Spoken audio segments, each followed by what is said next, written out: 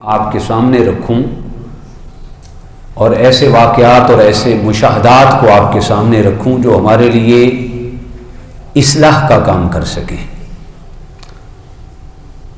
اور ہمارے لیے سبق آموز بن سکے۔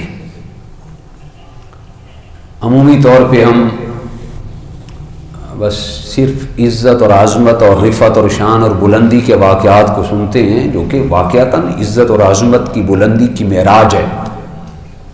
یہ شان کوئی کم نہیں ہے کہ اللہ پاک نے خود فرمایا کہ پاک ہے وہ ذات جس نے اپنے بندہ خاص کو سیر کرائی۔ سبحان اللہ۔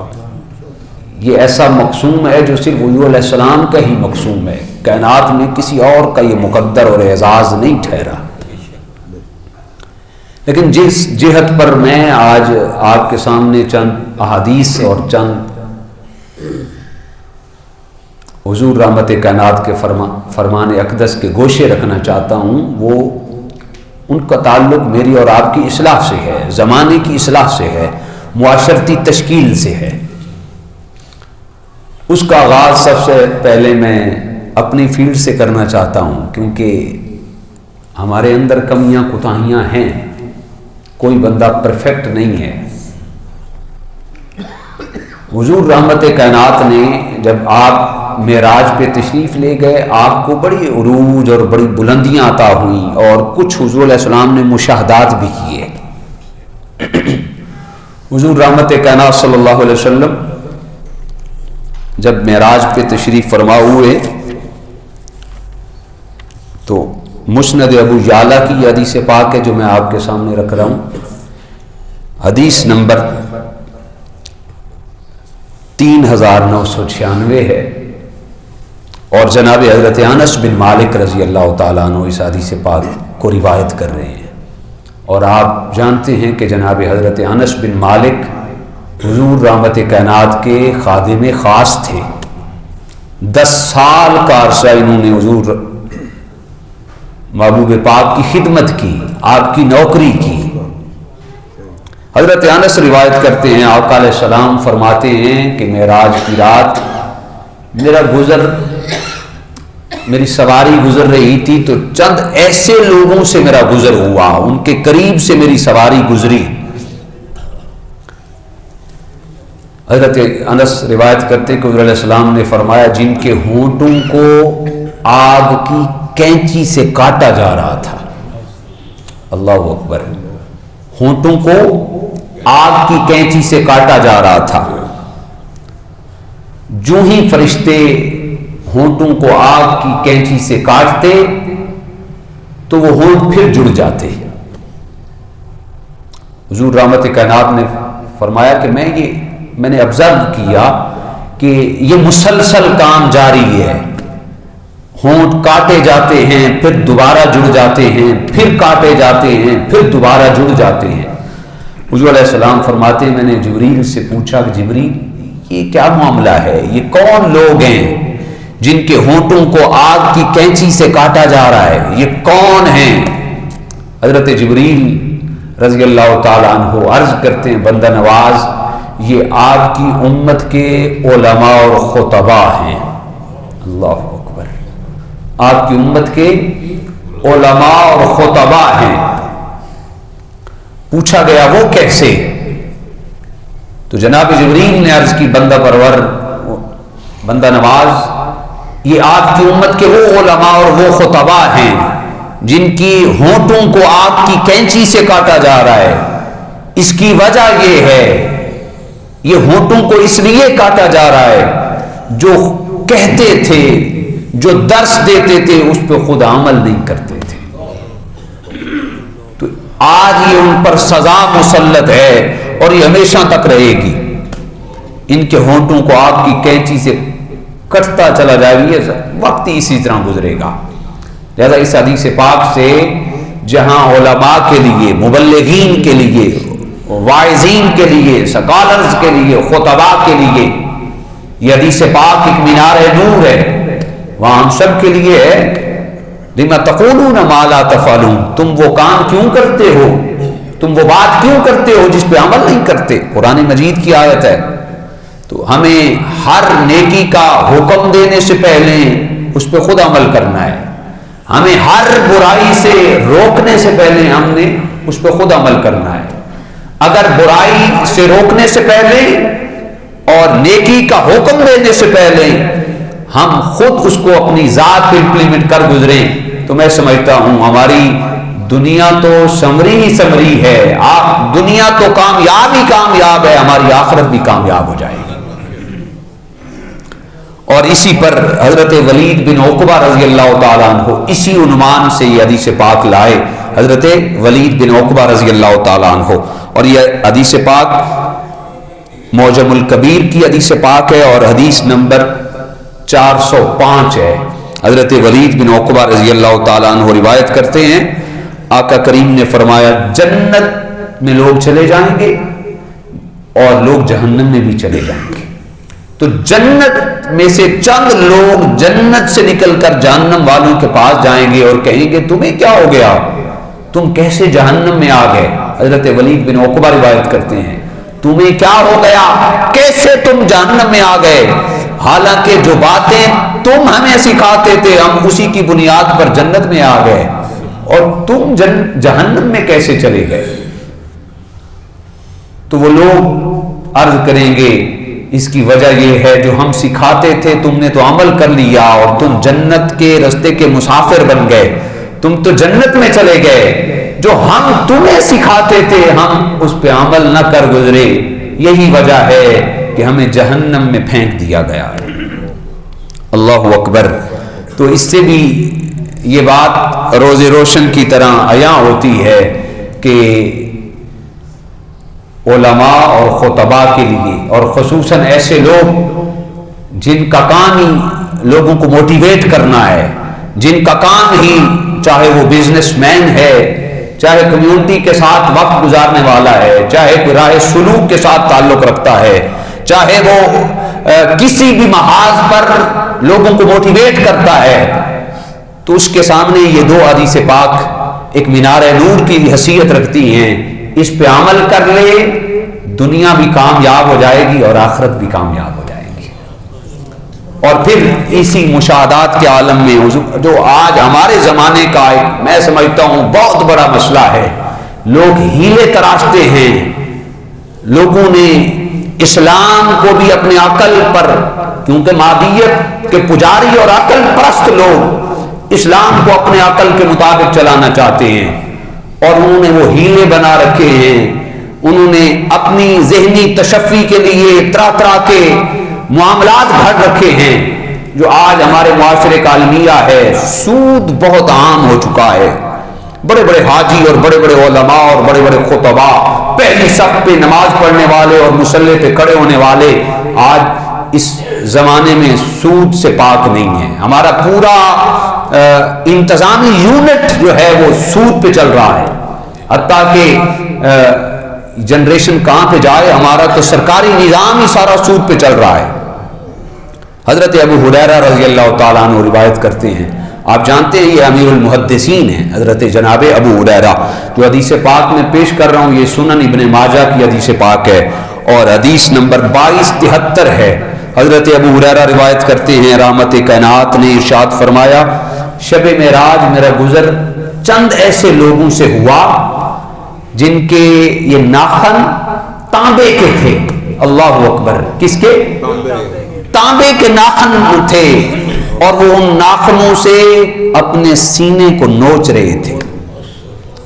ان ناخنوں سے جو تانبے کے ناخن تھے اپنے چہرے کو نوچ رہے تھے، اور جو ہی وہ نوچتے تو سینہ پھر ٹھیک ہو جاتا، چہرہ پھر ٹھیک ہو جاتا، پھر وہ نوچتے۔ یہ تسلسل جاری رہا۔ جناب حضرت جبریل سے پوچھا گیا کہ اے جبریل یہ کون لوگ ہیں جو اپنے چہرے کو نوچ رہے ہیں، اپنے سینے کو نوچ رہے ہیں؟ سنن ابن ماجہ کی روایت اور جناب حضرت ابو ہریرہ راوی ہیں۔ جناب جبریل نے عرض کی یا رسول اللہ صلی اللہ علیہ وسلم، یہ آپ کی امت کے وہ لوگ ہیں جو سود کھایا کرتے تھے۔ آپ کی امت کے وہ لوگ ہیں جو سود کھاتے ہیں۔ اللہ اکبر۔ میں کھاتا ہوں یا آپ میں سے کوئی شخص ہے یا سننے والوں میں سے کوئی شخص ہے اگر ہم سارے حاجی ہیں تو کھا تو رہے ہیں نا کوئی نہ کوئی. تو ان تک یہ بات حدیث پاک یہ مینار نور کی حیثیت میں یہ پہنچنی چاہیے کہ سنن ابن ماجہ 2273 نمبر حدیث ہے. حضور علیہ السلام نے فرمایا وہ اپنے ناخنوں سے جو تانبے کے بن چکے تھے اپنے چہروں کو نوچے جا رہے تھے, اپنے سینے کو نوچے جا رہے تھے. آج وقت ہے کہ ہم, حضور علیہ السلام نے فرمایا جو بندہ صدق مقال کا قائل ہو جاتا ہے اور رزق حلال کا قائل ہو جاتا ہے, رحمت کائنات نے ارشاد فرمایا کل قیامت کے دن اسے بغیر حساب کے جنت عطا فرمائے. 4 لوگ ایسے ہوں گے جن کے بارے میں فرمایا گیا کہ اسے بغیر حساب کے اللہ جنت عطا کرے گا. ان میں سے ایک وہ شخص ہوگا جس کو اللہ نے اولاد کی کثرت دی ہوگی اور ذرائع آمدن بھی کم ہوں گے, اس کے باوجود وہ اپنی اولاد کا پیٹ لقمہ حلال سے بھرے گا. کل قیامت کے دن اللہ اسے بغیر حساب کی جنت عطا فرمائے گا. یہ ہیل و حجت تلاش کرنے والے, یہ طرح طرح کے اپنے ذہن کے مطابق اسلام کو چلانے والے, سنیں یہ حدیث پاک, کل قیامت کے دن یہ سزا میسر آنی ہے. تو آج وقت ہے کہ ہم اللہ کے حضور حاضر ہو جائیں اور اپنے رزق کو پاک کریں, اپنے کھانے کو پاک کریں. جس کے لیے, جس اولاد کے لیے آج ہم یہ مارے پھر رہے ہیں اور اپنے روزی روٹی کو ناپاک کر رہے ہیں اور ناپاک ذرائع اور سورسز سے حاصل کر رہے ہیں, کل قیامت کے دن انہوں نے ہاتھ کھڑے کر دینے ہیں اور اولاد چاہے گی کاش آج ہمارے گناہوں کا کچا چھٹا ہمارے والد کے کندھے پہ لاد دیا جائے. تو میرے بھائیوں, کل کے پچھتاوے سے بہتر ہے ہم آج اپنا سدھار کر لیں. اسی طرح حضور رحمت کائنات صلی اللہ علیہ وسلم ارشاد فرماتے ہیں, سنن ابی داود کی حدیث پاک ہے اور حدیث نمبر 4878 ہے. حضرت انس بن مالک رضی اللہ تعالیٰ عنہ اس حدیث پاک کو روایت کرتے ہیں. فرماتے ہیں کہ حضور علیہ السلام نے فرمایا کہ معراج کی شب میرا گزر ایک ایسی قوم سے ہوا جو لوگوں کا گوشت کھا رہے تھے, مردار گوشت کھا رہے تھے. حضرت انس بن مالک رضی اللہ تعالیٰ عنہ فرماتے ہیں میرا گزر ہوا تو میں نے دیکھا دنیا کے اندر جن چیزوں کو ہم حرام تصور کرتے تھے, میری شریعت کے اندر جو چیز ناجائز اور حرام تھی وہ پھپکے مار مار کے وہ کھائے جا رہے ہیں. حضور علیہ السلام فرماتے ہیں میں نے جبریل سے پوچھا, جبریل یہ کون لوگ ہیں جو مردار کھا رہے ہیں, لوگوں کا گوشت کھا رہے ہیں؟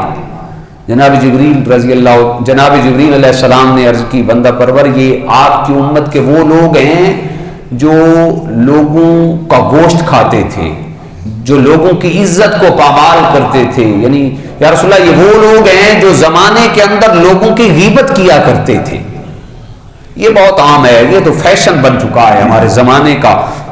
ہم نماز پڑھتے ساتھ میں باہر جا کر شروع ہو جائیں گے تو ہم دور کی باتیں کیا کرنی ہیں ہم نے, ابھی سن کر یہ باتیں سن کر ہم میں سے اکثر ایسے لوگ ہیں. ایک دفعہ حضرت عائشہ صدیقہ رضی اللہ تعالیٰ عنہ امی جان آپ تشریف فرماتی, حضور کی بارگاہ میں ایک دراز قد کی خاتون آئی, سنن ابن ماجہ کے اندر یہ حدیث پاک ہے. جب وہ چلی گئی تو جناب امی جان سیدہ عائشہ صدیقہ عرض کرنے لگی یا رسول اللہ یہ تو بڑے لمبے قد والی عورت ہے, اس کا تو بڑا دراز قد ہے.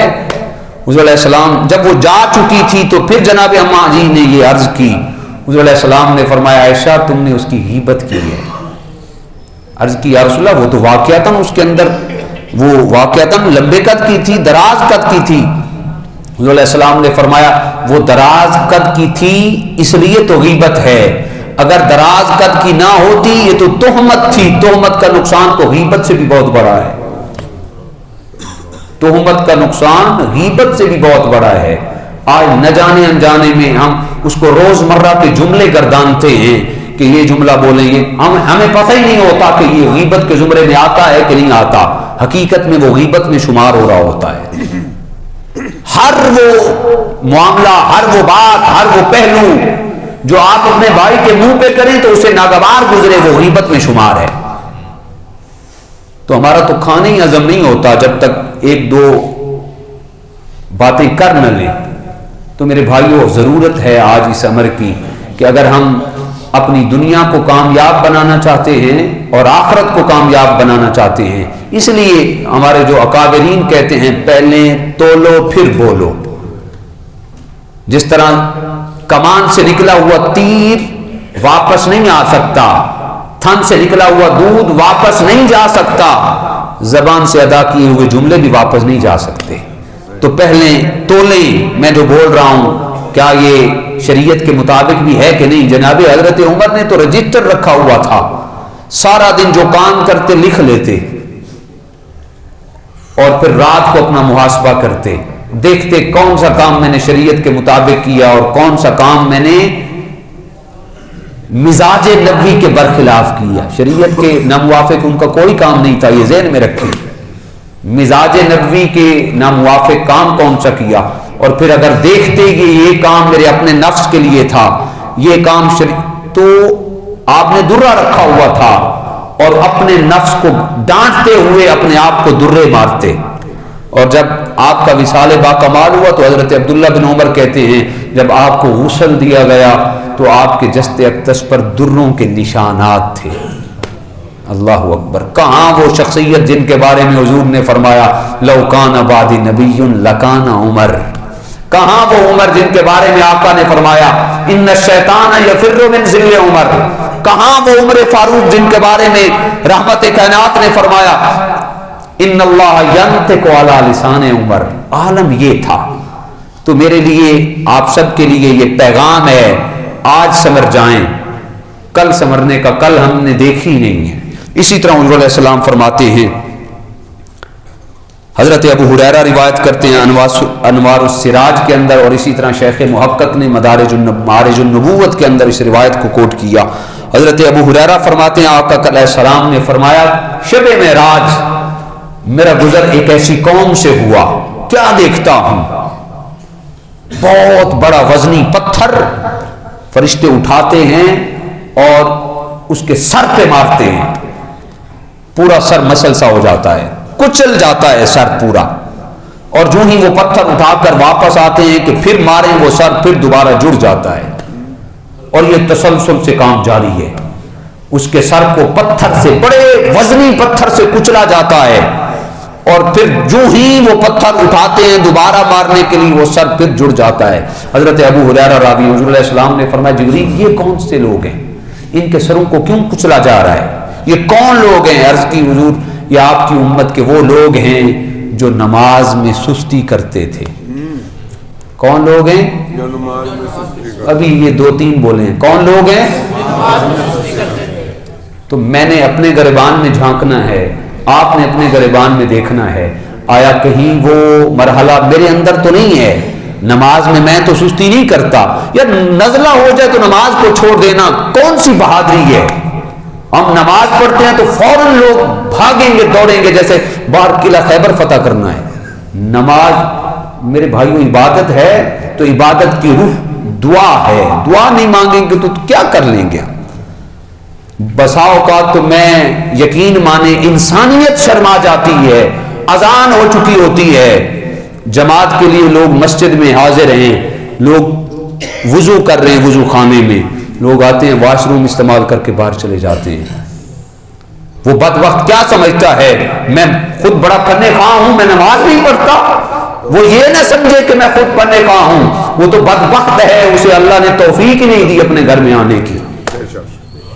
حضرت ابو ہریرہ فرماتے ہیں ان کے سروں کو کچلا جا رہا تھا. حضور نے پوچھا یہ کون ہیں؟ فرمایا یا رسول اللہ یہ آپ کی امت کے وہ لوگ ہیں جو نماز میں سستی. تحیہ کریں آج کے اس مسجد میں اور اس تقریب میں اور جمعۃ المبارک کے خطبہ میں کہ میرے بھائیوں ہمیں 1 منٹ کا 1 سیکنڈ کا پتہ نہیں. وہ مقولہ ہم نے بڑا پرانا سنا ہوا ہے، نماز پڑھ کے قبل اس کے کہ تم پہ نماز پڑھی جائے، اس سے پہلے اپنے آپ کو اپنی جبین کو اللہ کے حضور جھکا. جب بندہ ہو کر اپنا سر اللہ کے حضور جھکاتا ہے تو کائنات کا وہ خالق و مالک اللہ کہتا ہے اے میرے بندے اس کو تو میں نے بڑا سٹیٹس دیا تھا، یہ تو بڑا نزاکت ماب اور بڑی طبیعت کا نفیس بندہ تھا، اس کو میں نے پروٹوکول دیا، اس کو میں نے لات و لال دی اور اس کو میں نے زمانے میں بڑا سٹیٹس دیا، یہ سٹیٹس کو پیچھے رکھ کر، تاج کو پیچھے رکھ کر، 17 18 19 گریڈ کی نوکری کو پیچھے رکھ کر، اس چہرے کو پیچھے رکھ کر اپنا سر میرے حضور جھکاتا ہے، اللہ فرشتوں میں فخر کرتا ہے اور فرماتا ہے میرے فرشتوں دیکھو تو صحیح، تم کہتے تھے ان کو نہ بناؤ یہ خون خرابہ کریں گے، دیکھو وہی میرے بندے اپنی جبینیں جھکا کر مجھے کہہ رہے ہیں سبحان ربی اللہ، سبحان ربی اللہ۔ تو میرے بھائیوں ضرورت ہے کہ تم پر اگر نماز پڑھی جائے اس سے پہلے ہم اپنے آپ کو اللہ کے حضور حاضر کر دیں۔ آج کی اس نشست کی آخری بات، حضور علیہ السلام معراج پہ گئے، ایک دن حضور جناب سیدنا جبریل علیہ السلام، آپ کے ذوق کی ایک بات بھی ہو جائے، یہ ساری کڑوی باتیں تھیں، ایک ذوق کی بات بھی ہو جائے، جناب جبریل حضور کی بارگاہ میں ایک دن حاضر ہوئے، عرض کرتے ہیں یا رسول اللہ صلی اللہ علیہ وسلم آج عجیب منظر میں نے دیکھا۔ حضور علیہ السلام نے فرمایا جبریل کون سا منظر دیکھ لیا؟ عرض کرتے ہیں یا رسول اللہ صلی اللہ علیہ وسلم میرا گزر کوہ کاف کے پہاڑی سلسلے سے ہوا۔ حضور علیہ السلام نے فرمایا پھر؟ جناب جبریل عرض کرتے یا رسول اللہ مجھے چیخنے کی اور چلانے کی آوازیں آ رہی تھی، میں قریب گیا دیکھوں تو صحیح کہاں سے رونے کی آوازیں آ رہی ہیں۔ یا رسول اللہ جب میں قریب گیا تو عجب ہی منظر میں نے دیکھا، ایک فرشتہ دیکھا جس کے ملکوتی پر جل چکے تھے اور وہ کوہ کاف کے پہاڑی سلسلے میں ذلت کی زندگی گزارنے پر مجبور تھا اور چیخ و پکاں جاری تھی۔ رسول اللہ اس سے پہلے میں نے اس کو آسمان دنیا میں دیکھا تھا، وہ تخت پر براجمان رہتا تھا۔ میرے بھائیوں سنیں، اگر فرشتے سے چھوٹی سی کوتاہی ہو جائے تو فرشتہ نہیں رہتا، ہم تو ہیں انسان، ہمیں تو اللہ نے پیدا ہی عاجزی کے لیے کیا، ہمیں تو اللہ نے بنایا ہی عبادت کرنے کے لیے۔ یا رسول اللہ وہ تخت پہ براجمان رہتا، 70,000 دائیں 70,000 بائیں فرشتے صف بستہ ہو کر اس کے اشارے ابرو کے منتظر رہتے کہ ہمارا مالک کوئی ہمیں حکم دے تو ہم بجا لانے میں تاخیر نہ کریں۔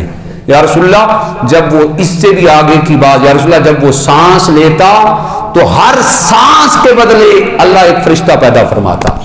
شیخ محقق نے معارج النبوت کے اندر اس روایت کو لیا، علامہ عبد الرحمن سخاوی نے القول البدیع کے اندر درود پاک کے فضائل میں اس کو لیا۔ رسول اللہ سانس لیتا تو اللہ فرشتہ پیدا کرتا۔ رسول اللہ عالم یہ ہے کہ آج وہ چیخ و پکار رہا ہے، ذلت کی زندگی گزار رہا ہے، میں اس کے قریب پہنچا تو حضور علیہ السلام نے فرمایا یہ کیسے ہوا؟ تو جناب جبریل عرض کرتے یا رسول اللہ میں اس کے پاس پہنچا تو اس سے پوچھا یہ عالم کیسے ہوا؟ تیری تو بڑی ٹھاٹ باٹ کی زندگی تھی، 70,000 فرشتے تیرے اشارے کے منتظر تھے، ہر سانس سے اللہ فرشتہ پیدا کرتا تھا۔ تو اس فرشتے نے عرض کیا اے ہمارے نوریوں کے امام، اے ہمارے سردار، وجہ یہ ہے کہ معراج کی رات جب محبوب پاک صلی اللہ علیہ وسلم کا گزر ہوا تو میں نماز میں مصروف تھا، بے احتیاطی میں حضور کی آمد کے لیے، حضور کے استقبال کے لیے کھڑا نہیں ہو سکا۔ آج لوگ دلیلیں مانگتے ہیں، کہاں لکھا ہے کہ فلاں وقت کھڑا ہونا چاہیے، کہاں لکھا ہے فلاں وقت؟ میرے بھائیوں دلیل ادب کے لیے، احترام کے لیے کسی دلیل کی ضرورت ہی نہیں ہوتی، تاہم دلیلیں بہت زیادہ ہیں، لیکن اگر دلیل مانگ کر ہی ادب کرنا ہے تو وہ ادب کاہے کا ہے؟ وہ ادب ہی نہیں ہے جس میں دلیلیں ڈھونڈ لیں۔ تو فرشتے نے کہا کہ میں نماز میں مصروف تھا اور رحمت کائنات کی سواری کا گزر ہو گیا، بے احتیاطی میں کھڑا نہ ہو سکا۔ اللہ نے فرمایا فرشتوں اس کو اٹھا کر کوہ کاف کے پہاڑی سلسلے میں پھینکو، بھاڑ میں جائیں ایسی عبادتیں جس میں محبوب پاک کی عزت اور عظمت کا خیال نہ ہو، جس میں محبوب کی ذات کا ادب نہ ہو۔ ہمیں وہ نماز ہی نہیں چاہیے جس میں رحمت کائنات کا ادب نہ ہو۔ اس کو اٹھاؤ اور کوہ کاف کے پہاڑی سلسلے میں پھینک دو اور اس کے ساری پربھائے ملکوتی جلا کر راکھ کر دیے گئے۔ فرشتہ عرض کرنے لگا یا رسول اللہ، جناب جبریل کہتے یا رسول اللہ اس فرشتے نے منت ترلا سماجت کی، اے نوریوں کے امام، میرے امام، اللہ کی بارگاہ میں میری سفارش کر دے، اللہ کی بارگاہ میں میری سفارش کر دے، اگر آپ سفارش کر دیں گے تو میرا کام آسان ہو جائے گا۔ تو یا رسول اللہ میں اس کو دیکھ کے آیا ہوں، میرا دل تڑپ رہا ہے۔ یا رسول اللہ آپ مہربانی فرمائیں، آپ اس کو معاف فرما دیں۔ حضور رحمت کائنات صلی اللہ علیہ وسلم نے فرمایا میں نے اس کو معاف کیا۔ حضور علیہ السلام فرماتے جبریل جا کر اس کو بتا دے میں نے اسے معاف کیا۔ جناب جبریل واپس آئے، اللہ کی بارگاہ میں اس کی سفارش کی۔ اللہ پاک نے فرمایا اے میرے نوریوں کے سردار، اے جناب جبریل وحی کو لانے والے فرشتے، سیدھی سی بات ہے، جا کر اس فرشتے کو کہہ دے جب میرے مصطفیٰ نے معاف کر دیا میں خدا نے بھی معاف کر دیا۔ جا کر فرشتے کو کہہ دے میرے مصطفیٰ کی ذات پہ درود پاک پڑھنا تیرا کام ہے، اور تمہارے سارے عزت و اکرام کو واپس لٹانا رب محمد کا کام۔ نعرہ تکبیر، درود پاک اس نے جو ہی پڑھا، درود پاک اس نے جو ہی پڑھا، وہ عزت و اکرام، وہ رعنائیاں، وہ عظمتیں دوبارہ بحال ہو گئیں۔ تو میرے بھائیو، جہاں واقعہ معراج میں ہمارے لیے کانوں کی لذت ہے، ہمارے لیے قلوب کی لذت ہے، ہمارے لیے شرح صدر ہے، وہاں پہ یہ مشاہدات ہیں۔ اگر ان پہ ہم زندگی گزار لیں، ان پہ عمل کر لیں، ہماری دنیا بھی بہتر ہو سکتی ہے، ہماری آخرت بھی بہتر ہو سکتی ہے۔ اللہ ہم سب کو توفیق عطا فرمائے۔